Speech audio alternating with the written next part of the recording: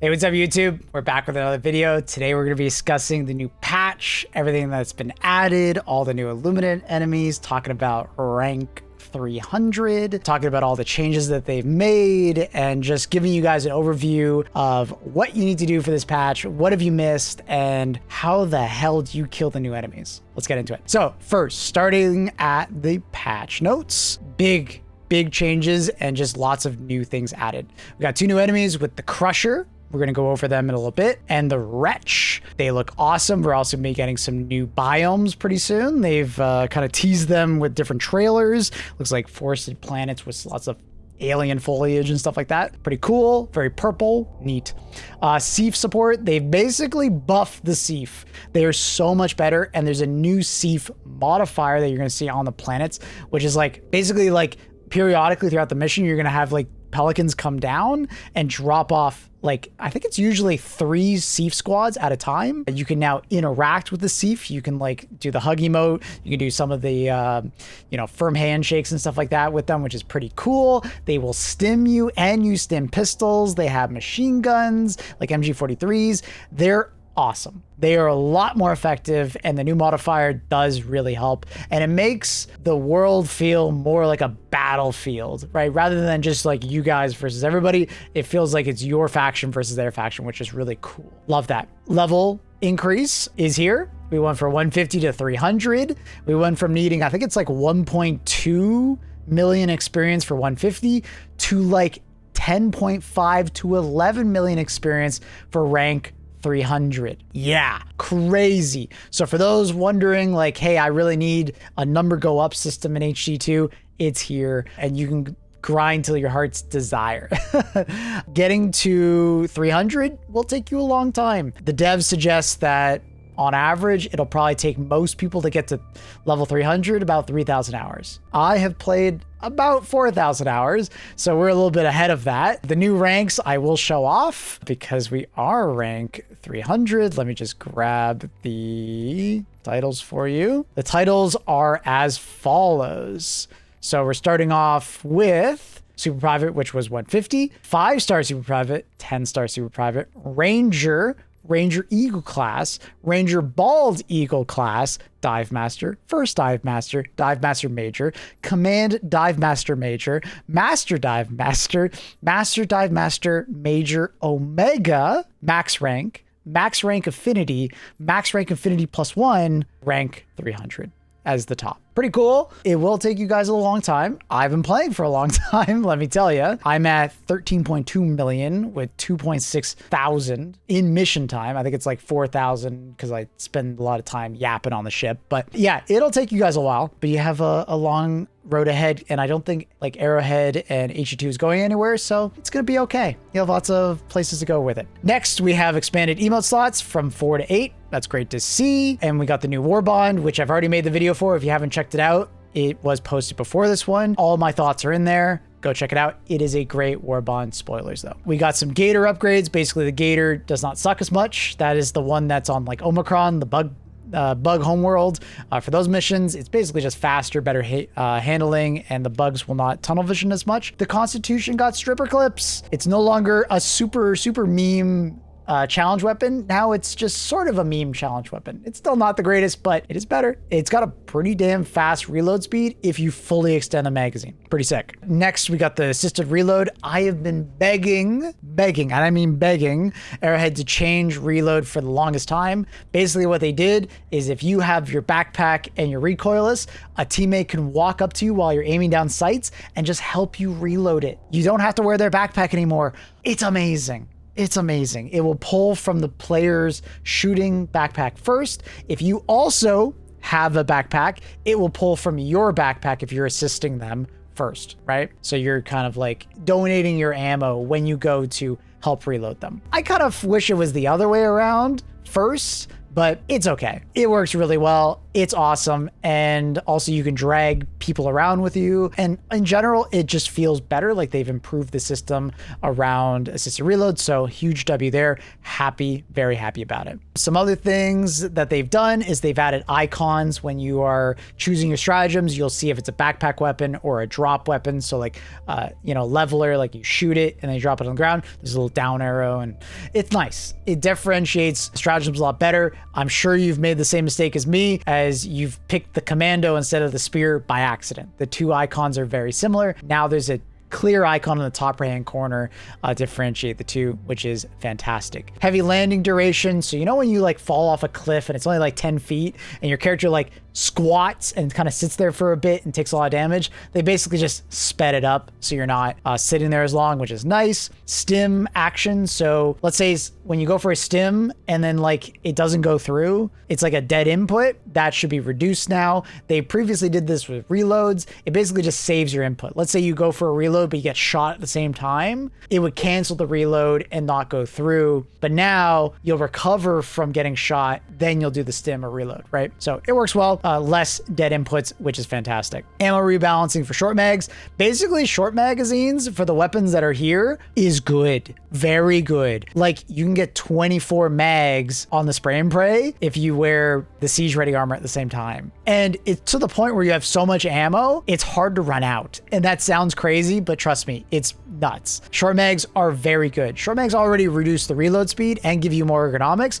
but now they give you more total ammo as well, which is nuts. All right, so these are all the weapons that are affected. So all the Liberators plus the AR-59 as suppressor. The Defender and Pummeler got more magazines. The Stoker also got affected, both breakers and the spray and pray. Well, all the breakers. So short mags, highly recommend. For any of the weapons listed here, I would honestly suggest trying out short mags. Might be not your cup of tea, but personally, I don't mind forgoing a smaller magazine to get more total ammunition, because usually I'm dying for one of two reasons in Helldivers. I ran out of stims or I ran out of ammo. And if I can reduce one of them by a big point, like running out of ammo, I'll take it. I don't mind having to reload a little bit often, a little more often, especially when the reload is like super fast. Like if you've never used short mags, give them a try. It sounds bad until you give it a try and you realize your like reload speed is so fast it doesn't even feel like you reloaded. It's nuts. They just basically gave some extra magazines to secondaries. It's cool. Verdict, the Halo pistol, and the Redeemer. Nice to see. Stratagem-wise, Eagle Napalm got a buff.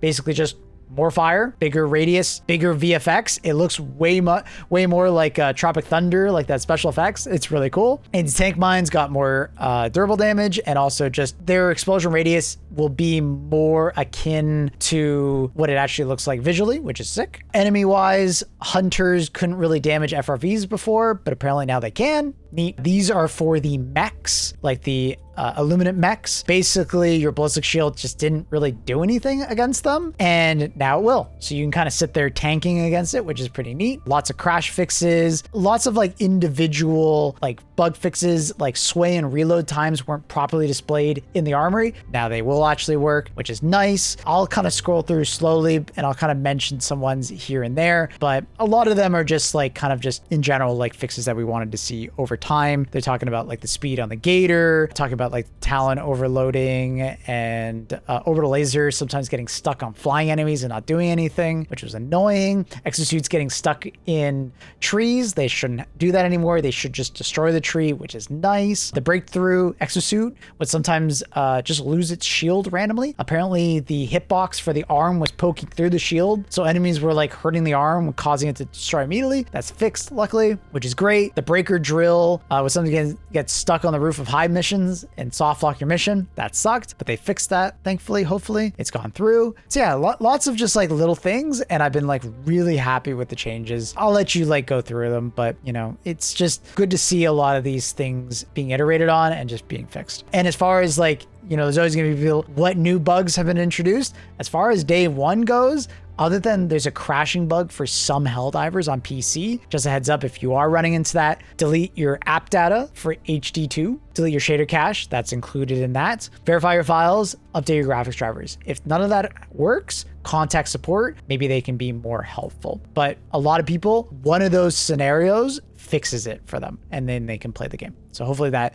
works for you. But yeah, as far as like other like fixes, like the SEAF artillery is now fixed and it won't soft lock and like not work, which is nice. Apparently enemies can now climb stairs better. They fixed some clipping issues for the mechs on Illuminant. They sucked and they would just run through buildings and stuff like that, but now they shouldn't run through buildings as much, or at least destroy the building, so at least it looks better. So that's good. Yeah, just like a lot of fixes. Like I'm still going. Oh, also super credits can be found on Factory Worlds now. That's fantastic. That was my biggest critique of Factory Worlds when we had Cyberstand. Like, why is there no super credits at all in this Factory World? It sucks. So they've actually added them, which is fantastic. Optimized VFX in the game. I think this is predominantly for treed worlds, which is really nice. Apparently we should be getting some better performance in that regard. And I have noticed my performance overall is a little bit better. They also improved the upscaling tech in the game, so it should be a little bit sharper. So that means you can actually reduce the image quality a little bit and still have the same look of the game. So some free performance if you do use those, which is cool. Exostorms now have a better variety to them. They now spawn tornadoes, and boy, are they cool. They are massive tornadoes that move around the map, and they do damage, and they kind of like fling you around and stuff like that. It's really, really neat. Yeah, just more fixes across the board. Hopefully you guys saw some fixes that, you know, are impactful to you, but honestly, I'm really happy with the patch. It doesn't seem like it's a bug-filled Arrowhead patch like normal. It does really feel like they've made a really big effort to iron out any bugs beforehand. I'm sure there will be some that we will discover over time, but you know, the fact that I'm not like telling you all about them immediately is good, very good. So hopefully you guys can play and don't run into the crashing bug, but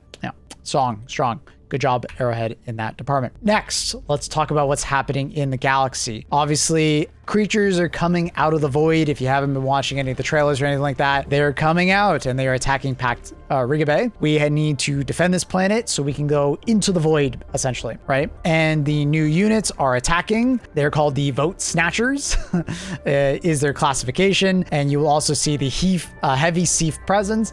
They are going to be coming down the ships and helping you periodically throughout the match. And it's a class 3 exostorm, so you're going to see tornadoes on this planet as well, which is pretty crazy. All right. Talking about the enemies, what are they like? So we have the Wretch on the left and we have the Crusher on the right. The Wretch is more or less kind of like a tankier hunter. They kind of feel very hunter-like. They will leap at you. They have pincers. They are pretty resilient compared to hunters, so they definitely seem more tanky as far as weak points. They have their head. So they have the head, they have their pincers, they have the legs, but for the most part, I'm going for their chest. And you're gonna be like, why? Usually you just aim at their head and call it a day. If you aim at their head and they're pretty close to you, they kind of go into this like blind fury, kind of last-ditch effort to take you down with them. And it's pretty hard to avoid because they're pretty fast when they do it and they come right at you. So if you are going to be going for headshots, try to be doing almost like a J turn or like moving diagonally, so it's harder for them to deal with you. But yeah, I was mostly just going for their main HP pool, going for like their head or their legs, sorry, their chest or their legs.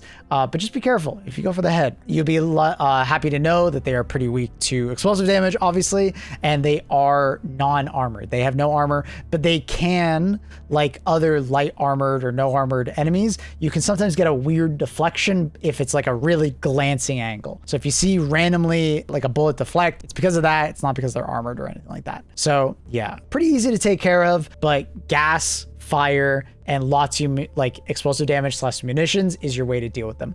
Guard dogs are amazing. Laser guard dog, gas guard dog, flame guard dog, ballistic guard dog, really good for keeping your back clear of these guys, along with like gas grenades or fire grenades. Stay close to your SEAF troopers, just don't stand too close because they could shoot you in the back. Turrets are also really nice, so highly recommend. Next, talking about the Wretch. The Wretch is basically like a towering ogre. If you've played Skyrim, they kind of remind me of the giants from Skyrim. They're walking around with their giant club and they don't really do anything other than walk menacingly at you and then swing their big ass hammer. They're sometimes very sneaky. They don't always make a ton of noise when running or like walking around, so be careful. They can kind of sneak up on you when there's the chaos of battle, you know, especially when you're firing your weapon, the SEAF are firing their weapons, there's explosions, there's wretches. These guys can be kind of sneaky like that. Also, they have a big lunge range, so if you see one getting pretty close to you, try and dodge left or right as they're going for the lunge, because if you dodge backwards, there's a very good chance they might just clip your legs. So yeah, be careful. The other thing is just keep your distance. Light armor, medium armor is kind of your best bet here, so you're just not staying too close to them. Heavy armor, as per usual, can get you into this danger zone of, yeah, you're tankier, but you're just going to be taking more damage because you're slower and you can't kite enemies as much. As far as what's their armor and what's the deal with them, they have no armor except for their heads. Their heads is pen 4, right? So you need heavy pen in order to hit their head, but everywhere else is pen 0, right? So they have no pen everywhere else. But the thing that they do is they regenerate their health. So if you do a bunch of damage to them, you're going to start seeing their bodies glowing, right? But if you kind of just leave them, they will generate their health, or at least supposedly. I haven't seen like the breakdown on their stats and stuff like that, but that's what they kind of give us the illusion to, is that they will take damage, and then if you don't do enough sustained damage, it's kind of like a shield and it will regenerate. So far, the best ways to take care of them is explosive damage. And explosive damage is very good because it's like flesh mobs. When you like do like an explosive projectile, like center mass, it does damage to their arms, it does damage to their chest, and it does damage to both of their legs at the same time, kind of multiplying the damage. So for instance, a fun little one is like the Wasp. The Wasp, 3 shots, crushers. Explosive grenade launcher absolutely demolishes them, right? Your bolt pistol, 2 mags of it if you're using the new war bond. So explosive damage, really good. Melt to mine, really good. You know, things like that, extremely good. Fire is another one. So if you're using the cremator, fantastic. Just be careful. If you get too close, you might get absolutely destroyed. So be careful. You want to keep your distance, and they can surprise you with their lunges, but the cremator is very good at dealing with them. Pen 4 or above is another one, and being precision, right? So you can attack their helmet, 2 shots of the AMR, for instance, 1 shot from the railgun breaks off their helmet, and then their little tiny voteless head is exposed, and their voteless head takes like 2 shots to kill if you're using like the new DMR, for instance, right? So what a lot of people do is they like double shot the armor and then 1 shot with the AMR afterwards to clean up the kill, right? The Melta feels really good against it. It breaks the helmet really fast, and then I usually swap to my primary and then shoot the little head that pokes out. Those are like really good. Gas is another option. They will get messed up by gas. Also, fire will cause them to kind of freak out as well. So gas guard dog, fire guard dog, gas grenades, so on and so forth is really nice. They will be disoriented, and it can give you an escape route and stuff like that. Just be careful. They do randomly swing when they are under the effects of gas or fire, which could still hit you potentially. There is a chance, so be careful. The last one is like firepower, right? I'm just going to do FP here. So this will be like your stalwart or the MG43 or something like that. Just overwhelming firepower towards their legs or torso is a really good way to deal with them, but it will take a lot of firepower, right? So for the stalwart, for instance, it's like half a mag at full throttle, right? Max fire rate. You can take out a leg and they instantly die, but it seems about the same amount of shots to go for the total HP of the chest. Could be wrong. Going for the arms doesn't seem worth it because you can eliminate both arms and then they just kind of walk at you and stomp the ground. So they're not really dead. So yeah, I would kind of deal with them in the order of pen first, right? That's number 1. Explosive damage is number 2. Gas and fire is number 3, right? Good options, but they're kind of interchangeable. Fire obviously does damage. Gas is more just CC, but they both work very well. And then overwhelming firepower last, okay? But if you really can, try to eliminate that head zone. It's